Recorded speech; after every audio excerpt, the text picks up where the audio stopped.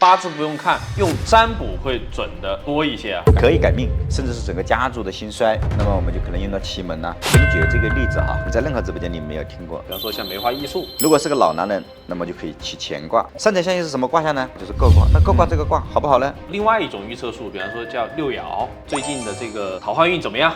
天水送，水天虚，不是你必须的，那就要灾难了。小六壬最近比较火，东西不见了，然后你报一个数字4、5、6，坤王，坤完就比较难找。有某位大师帮一个富豪转运了，哎，摔断一条腿。只有一种情况，风水是不得好的下场。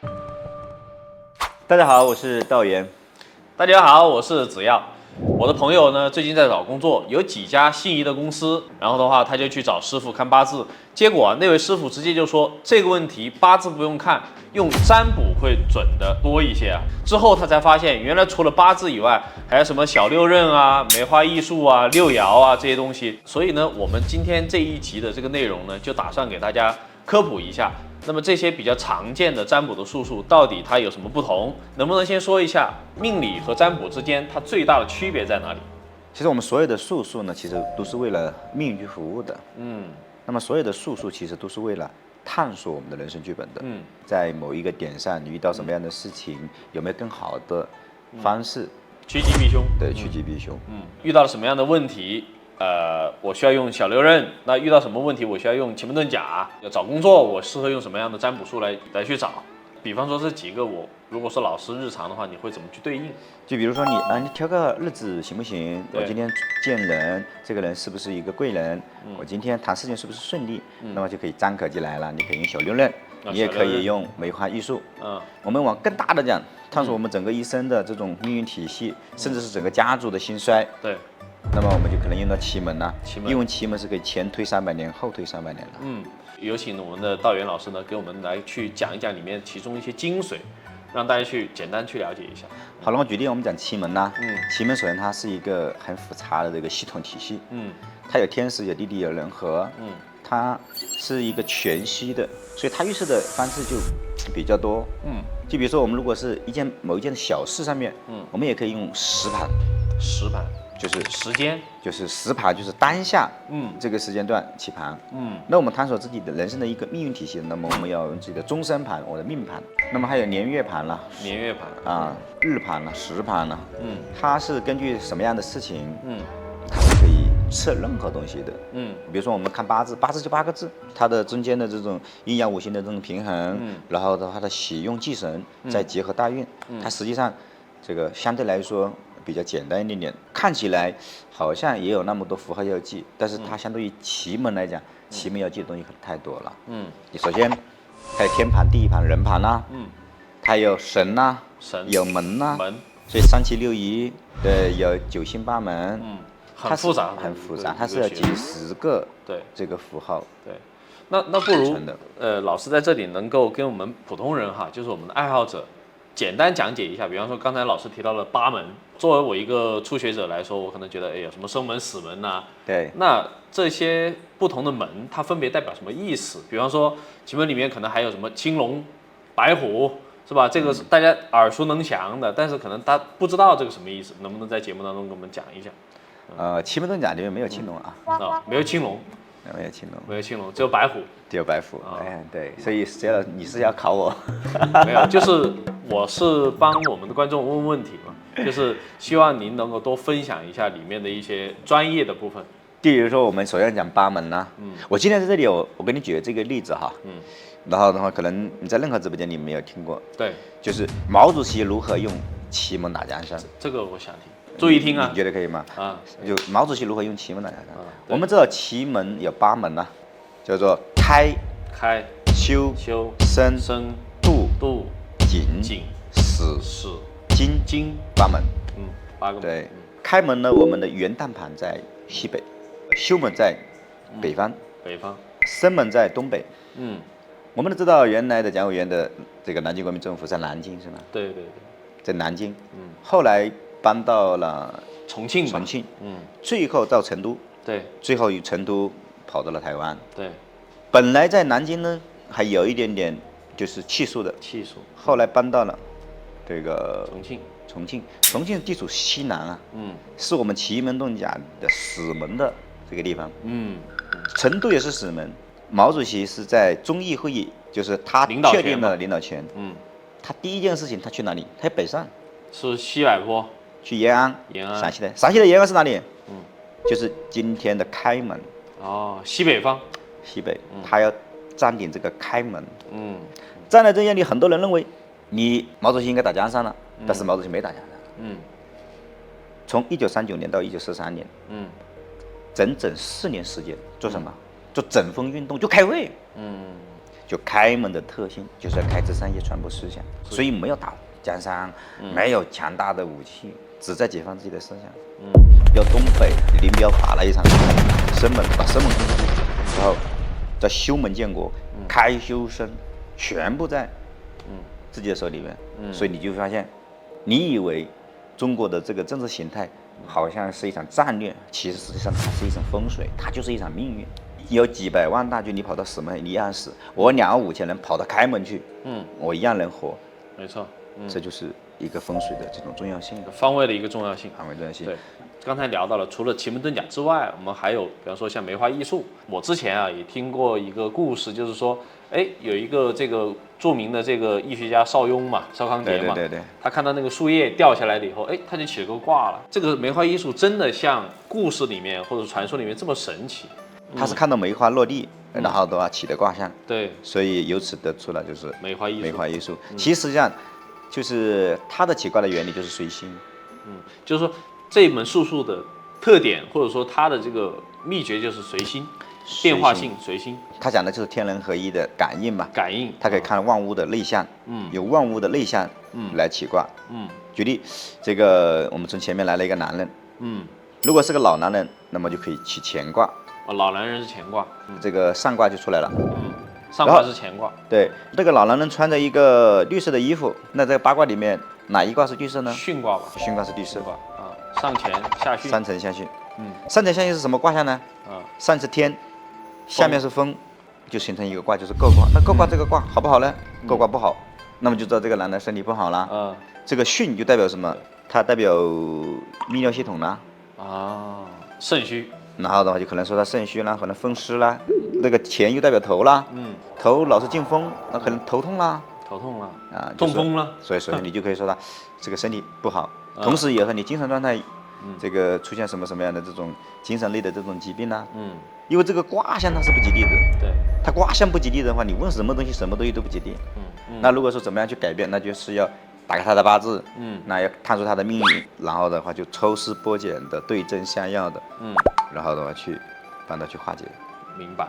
梅花易数和另外一种预测术，比方说叫六爻，那他们之间又有什么样的一个区别？因为市面上很多老师说，我六爻比梅花易数要准，因为是这个周文王爻卦啊什么什么的。但是这个地方，我希望老师从您的这个角度来去给大家。你讲的六爻了，六爻就有什么腾蛇，就有白虎，就有青龙了它就有了，因为它会有六神，它要钻卦钻到那个六爻体系里面去，那还有什么官鬼子孙啊，它的都有，它有分为四爻和应爻，四爻和应爻。然后呢，我们梅花易数里面就是体卦和用卦，对，所以用克体，体克用，那么四爻也是这个四爻克应，应克四，它之间的这种生克之间的这种关系，那老师能不能解释一下什么叫体和用？因为我相信很多人他们也不明白到底体卦是什么，用卦是什么。那我们要定什么是体了？体就是自我了，体就代表我本体。如果外在的事情，比如说用卦，如果是用卦是生我的，对我有帮助了，那用卦是如果是克我的，就对我有害了。就我延续在就刚刚讲的天风姤，天风姤为什么这个卦不吉祥呢？乾卦属金，巽卦呢属木，金木交战，金绝于木，生它的呢那就不一样。下面土生金是吧？土生金，它也不一样，是吧？然后同类的，比肩的，两个都是乾卦，要么就相帮的，是吧？相助的，这个是好的，相克的，就不太好的。我们预测什么样的问题需要用到梅花，遇到什么样的问题需要用六爻呢？这个有没有讲究？有，比如说在六爻里面呢，也可以预测一些具体的事情。只要是你问的，只要是和你相关的，我起心动念了，你的起心动念，然后它跟我也产生链接，其实就可以用。一般呢，就是预测某一件事情就不需要用到八字了，就六爻就可以了。六爻可以了。那什么时候应该用梅花呢？就是梅花呢，就是求测者，他要给出一定的一些信息，或者是说他不给信息，他就说，老师，你帮我随心起，我的需求就是，什么什么什么什么什么，这个原主他发问了，他其实已经是给到我们信息了，只要跟这个人跟他链接上，脑子里面想的什么，就可以什么样的卦象，去起。比方说，我最近的这个桃花运怎么样？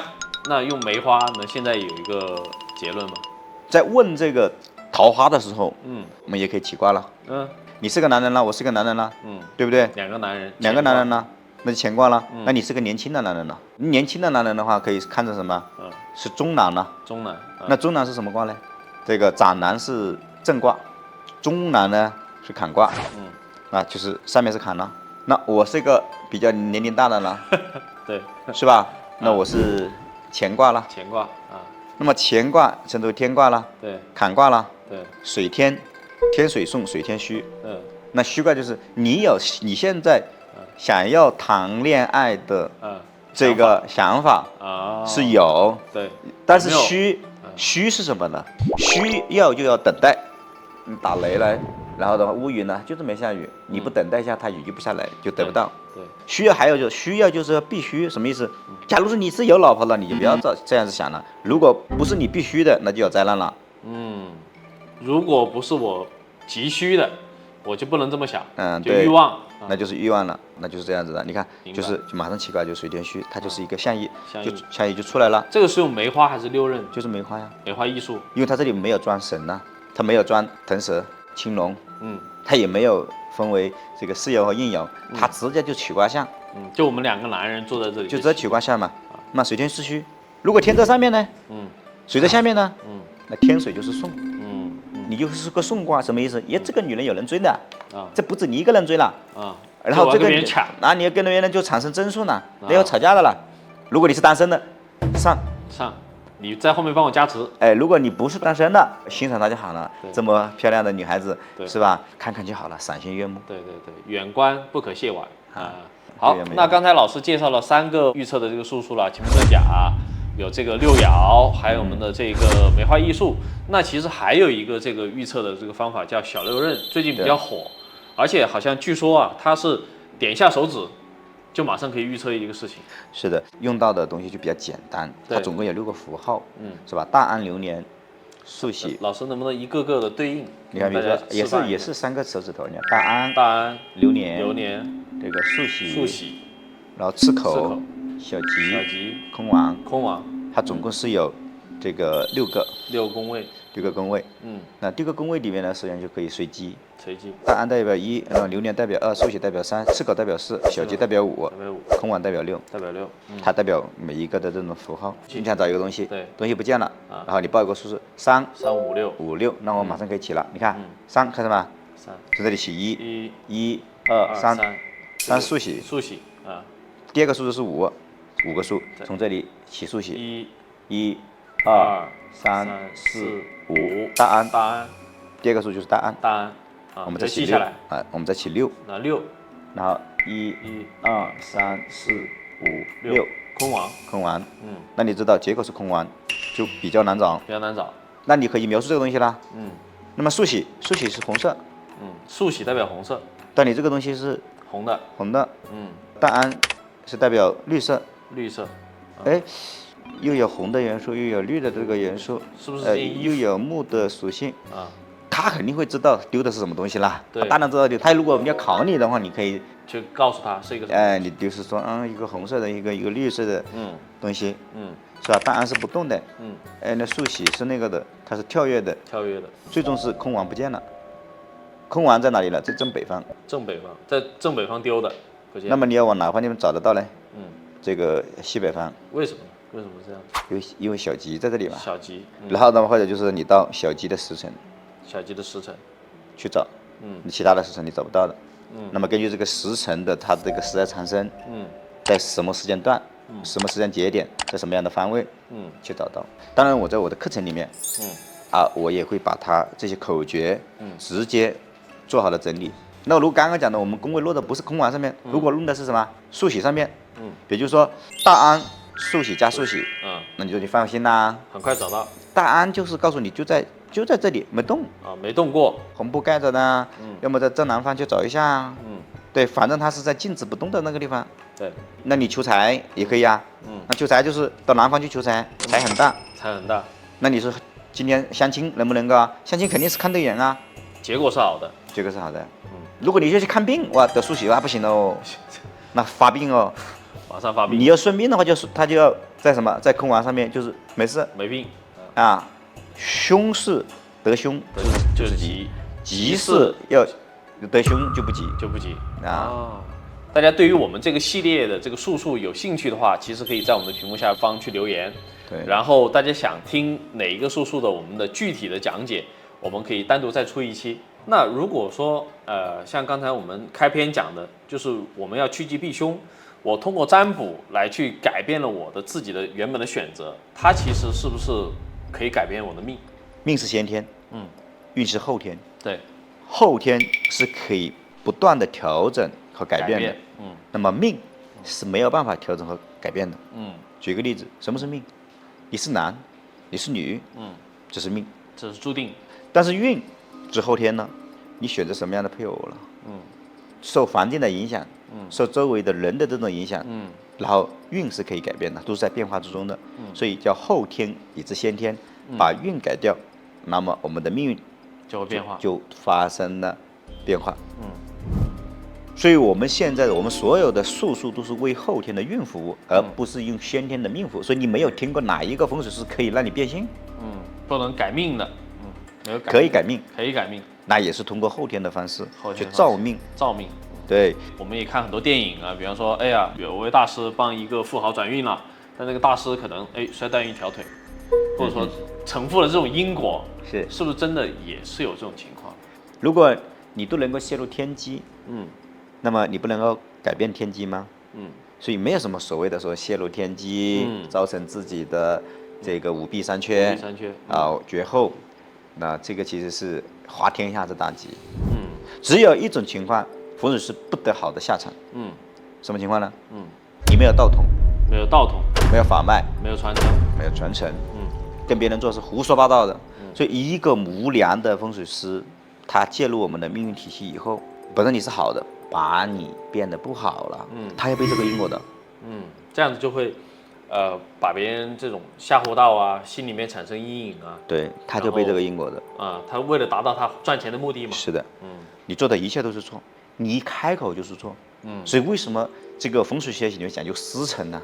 所有的关于术数的东西都叫什么？宗师重道，哪个门啊，哪个派啊？没错，要讲究自己的出身呢。我觉得其实道元老师这个传承和这个法脉，我觉得其实我们也可以单独开一期来讲的。可以。刚才老师讲的两个观点，第一个观点一定要是有道德的心正，他不能够为了达到自己的目的而去忽悠去骗。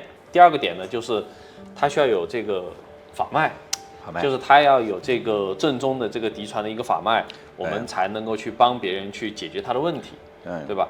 本期的视频的时间呢也差不多了。那如果有想了解更多内容的朋友呢，欢迎在我们的频道留言，也可以订阅我们道元老师的这个频道。好了，我们下期节目再见，拜拜，拜拜，拜拜，拜拜。